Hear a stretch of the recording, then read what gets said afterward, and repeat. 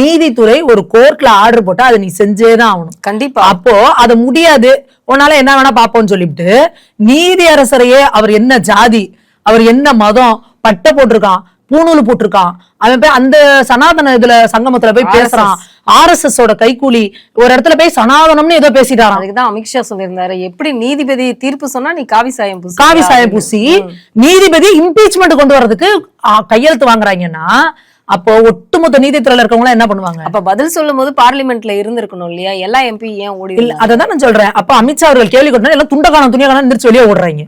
அவங்களுமே கூட பாருங்க, இந்திய கூட்டணியில கிட்டத்தட்ட 423 MPக்கள் இருக்காங்க. கையெழுத்து போட்டது வெறும் 120 பேர் தான்.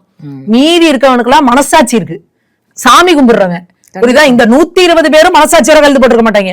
அவங்களுக்கு மனசாட்சி வருது, வேற வழியில இவங்க கூட்டணியில வந்து தொலைச்சிட்ட மேலும் கையெழுத்து போடுறோம். அப்ப திமுக அங்கேயே காரி துப்பிட்டாங்க இந்திய கூட்டணியிலேயே. அடுத்தது நீதித்துறை கவனிக்குமா கவனிக்காதா? உங்க மேல ஊறுபட்ட ஊழல் கேஸ் இருக்கு. நீங்க பெரிய நாங்க டேலண்டடா ஒரு விஞ்ஞான ஊழல் பண்றவங்க நீங்க இது பண்ணலாம்.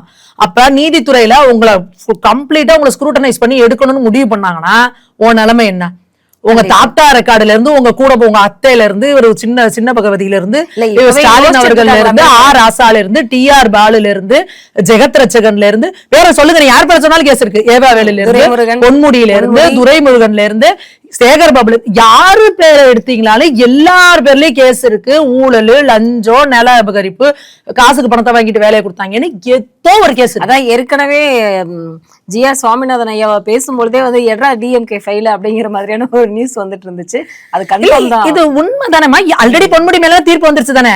அவர் போய் என்னால முடியல, எனக்கு ரொம்ப வயசாயிடுச்சுன்னு சொல்லி வாங்கிட்டு இங்க வந்து குத்தாட்டம் போட்டு டான்ஸ் ஆடிட்டு இருக்காரு, பொண்ணுங்களோட டான்ஸ் ஆடுற பொண்ணுங்களோட. ஆனா உச்ச நீதிமன்றத்துக்கு போறப்ப தள்ளாடி போயிட்டு என்னால முடியல, வயோதிகமா இருக்கு அப்படின்ட்டு வந்து இது பண்ணுவாரு.